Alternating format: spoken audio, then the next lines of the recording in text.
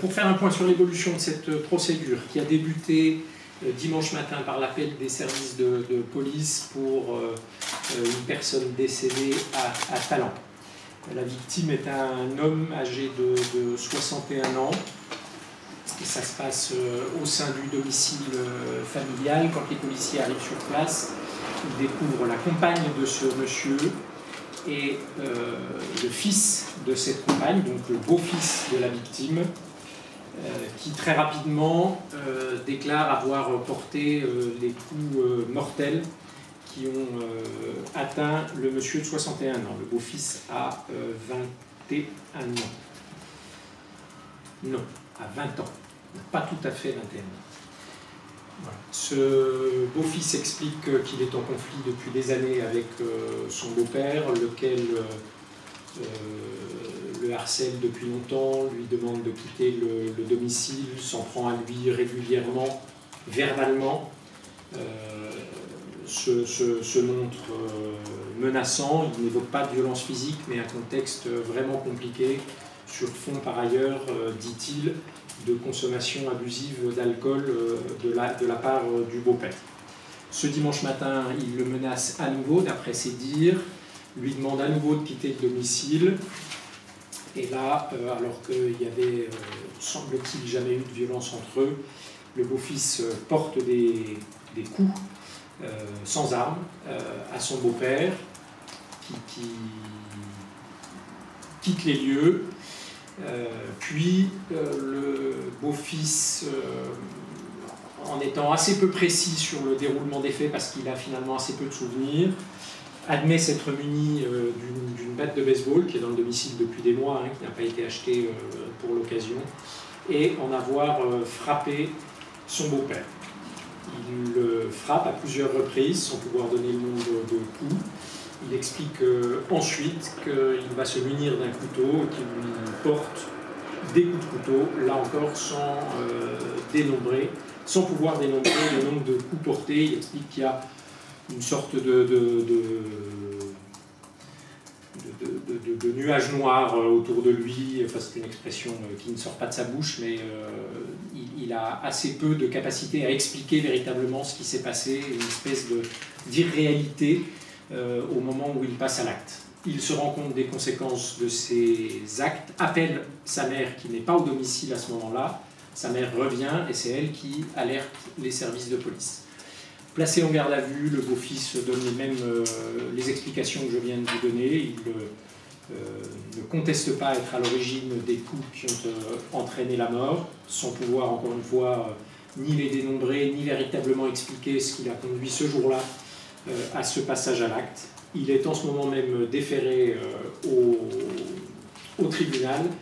Le parquet requiert l'ouverture d'une information judiciaire du chef de meurtre, 30 ans de réclusion criminelle encourue, comme peine maximale, et demandera son placement en détention provisoire. Pour répondre à la question que vous allez me poser, je pense qu'à cette heure-ci, il n'est pas encore mis en examen, s'il venait à l'être, par le juge d'instruction.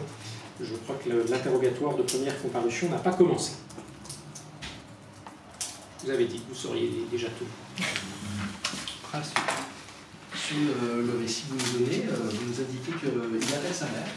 Dans les premiers éléments, on avait plutôt la mère qui rentre d'une course et qui découvre le corps et le fils. Donc c'est bien le fils qui appelle sa maman. Le fils prend l'initiative de l'alerter par message électronique. Ok. Est-ce qu'on sait ce qu'il lui dit? Nous, on sait ce qu'il lui dit. D'accord. Est-ce qu'il admet déjà qu'il a donné la mort à son père? Non. Ok. Il lui dit de revenir vite. D'accord. Le profil de ce jeune homme de 20 ans, est-ce que c'est quelqu'un qui est désocialisé, qui est scolarisé? C'est quelqu'un qui travaille, qui est en CDI, qui n'a aucune mention à son casier judiciaire et qui n'est absolument pas décrit comme quelqu'un de violent. Puisqu'on parle du casier judiciaire de la personne mise en cause, je vous indique que la personne victime n'a aucune mention non plus à son casier judiciaire. Quelle est sa profession, ce jeune homme? Je sais à peu près où il travaille, mais je n'entrerai pas dans le détail, et puis l'exercice effectif de sa profession non plus. Puisque vous parlez de violence intrafamiliale, est-ce qu'on est dans une situation similaire à celle d'une victime harcelée qui d'un seul coup fait preuve à son tour de violence et va jusqu'à potentiellement tuer son harceleur. Il y a rarement des situations similaires, enfin toutes les situations sont uniques. Lui, ce qu'il explique, c'est que ce passage à l'acte soudain et, pour faire court, qui ne lui ressemble pas, est motivé par cette accumulation de mise en cause permanente, de menaces, d'humiliation et de rejet. Je pense que ça répond à peu près à votre question. Mais on sait depuis combien de temps, justement, ils partageaient le même domicile?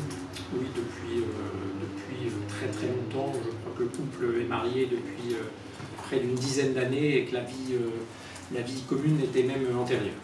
D'accord, on peut dire depuis une dizaine d'années. Oui. Et la batte de baseball en question, vous disiez, elle était dans le domicile. Est-ce que c'est un instrument qui a été utilisé par la victime justement pour menacer le beau-fils? Il n'en parle pas, en tout cas, le jour des faits. D'accord.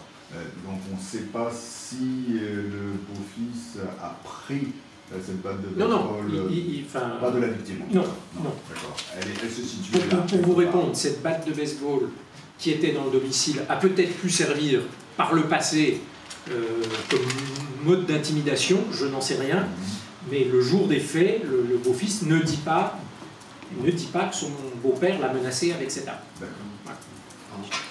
Okay. Par rapport aux relations entre le beau-père et les enfants, apparemment le beau-père avait déjà pu conduire à l'éviction de la sœur d'une jeune fille dans ce domicile. Alors, madame a 2 enfants, le beau-fils et une fille qui a en effet quitté le domicile dès qu'elle a pu et qui explique que le beau-père n'y est pas pour rien. D'accord. Des témoignages similaires. Tout à fait. Elle a été entendue. Oui. Elle a quel âge, cette jeune femme, la fille? Je ne sais pas si je dispose de cette information. Elle doit être un peu plus âgée, je crois. Non, j'ai pas son âge. Un peu plus âgée que la personne mise en cause. Qui est son frère, on est d'accord. On est d'accord. D'accord.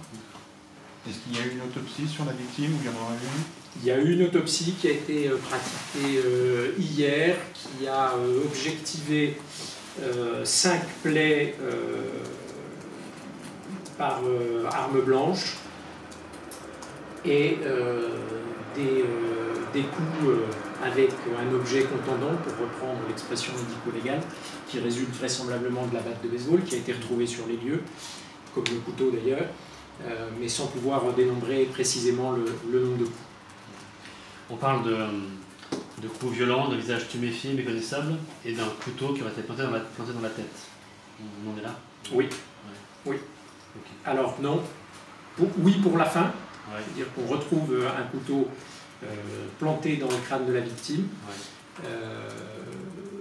Des coups violents, méconnaissables, non. Ok. Non. Planté à Les quel coups niveau? ayant plutôt été portés à l'arrière du crâne. Ce qui explique d'ailleurs que le visage ne soit pas méconnaissable. Ok. Donc un fracas osseux important. Et le couteau planté au niveau temporal. Il s'agit d'un couteau de cuisine. Oui. Normal, Oui. on a la taille à peu près. Voilà. Il faut vraiment un coup violent pour arriver à quelque chose comme ça. C'est quelque chose de... Il faut soit un coup violent, étant précisé que la tempe est le lieu où la boîte crânienne est la moins épaisse, Ouais. mais il faut quand même un coup violent, soit une boîte crânienne déjà fracturée. Et ce qu'on sait, c'est ce là notamment après le... Et ça, ce sont des expertises qui permettront de savoir si les coups de couteau ont été portés alors que la personne était vivante ou non. C'est une question. Voilà, je vous ai dit tout ce que vous pouviez savoir. Est-ce qu'on sait s'il a déjà un avocat, une défense?